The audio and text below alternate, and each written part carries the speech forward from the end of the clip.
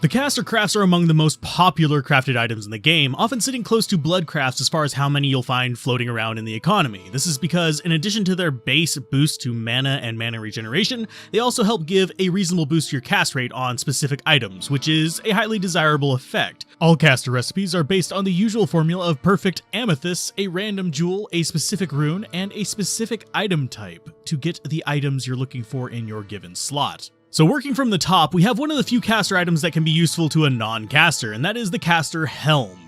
It's made in masks, and well, they're exceptional and elite counterparts with easily found Neph runes. This provides the usual mana regen and mana boost as we said, but gets most of its usefulness from the mana leech effect, which is fairly uncommon to find on headgear. While it's not going to blow away that many other options, it can be a good stopgap for a character like a zealot or a barbarian who uses cheap but still mana consuming physical attack skills and needs that little bit of mana to top off.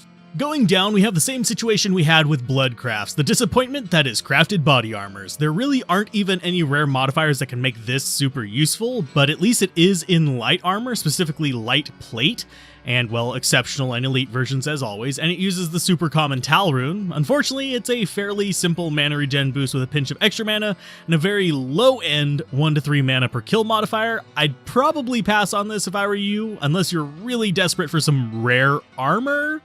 You should use rune words instead.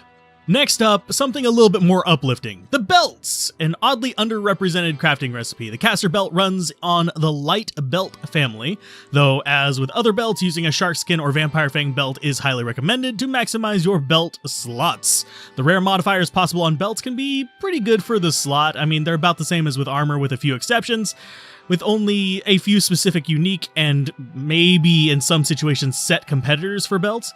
That's because the caster belt is one of the only 2 belts that have faster cast on them naturally, the other being Arachnid's Mesh. Obviously, it's not going to be that high level unique, but with faster cast mana regen and a boost to mana, it can still be a strong carryover until you get one of the few unique or set belts that can actively compete with it for your specific build. Not to mention, it's super cheap, only requiring an Ith rune.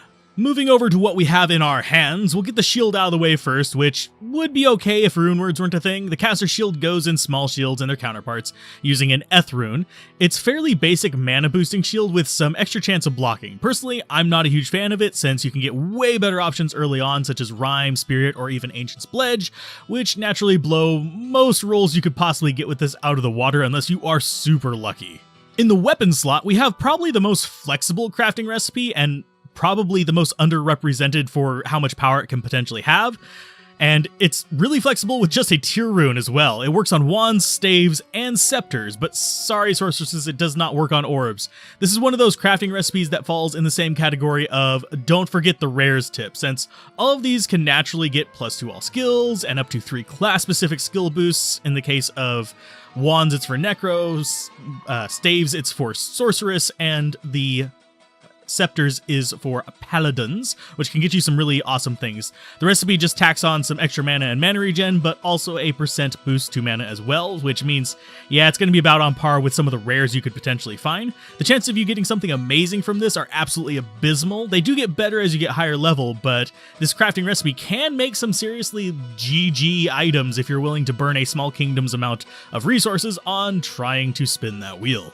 Speaking of things in our hands, on the glove slot, we have another disappointment. In line with the arm, it's basically in line with the armor. We're going to be honest here.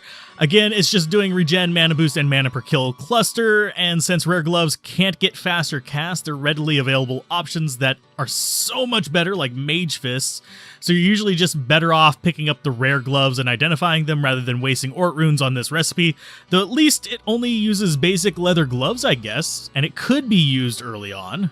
And in the boots, it's kind of a similar situation, but with the most basic boots. Yeah, literally boot boots. And a super high cost for what it is of a Thol rune. Pretty much the same disappointment feel, this time just swapping out mana per kill for a % mana boost. It's another situation where you're still a bit better off just taking whatever rare items you find and saving the runes for your rune words in other slots. And as we continue on, you'd think the rings in the caster tree would be amazing like blood rings, but you'd be wrong. They're expensive for what they are, use an am rune, and literally just give a tiny amount of energy and, well, the usual regenerate mana and mana boost that we always talk about. Since it can only get 4 rare mods, unlike a true rare which can get 6, this is another skip item, especially at the cost of an am rune, which can be used in so many good recipes for like rune words in your armor and your shield.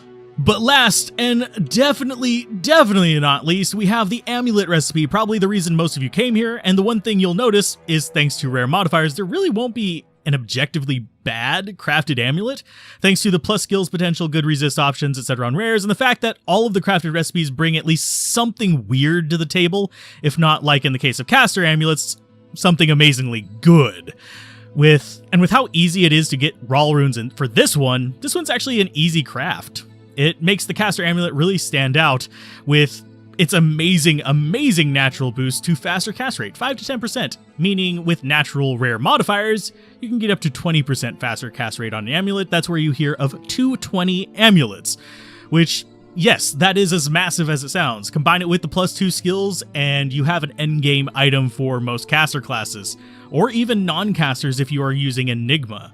It of course also has the mana regen and plus mana every other caster item has, but the faster cast is why most people actually make it and why most people love it.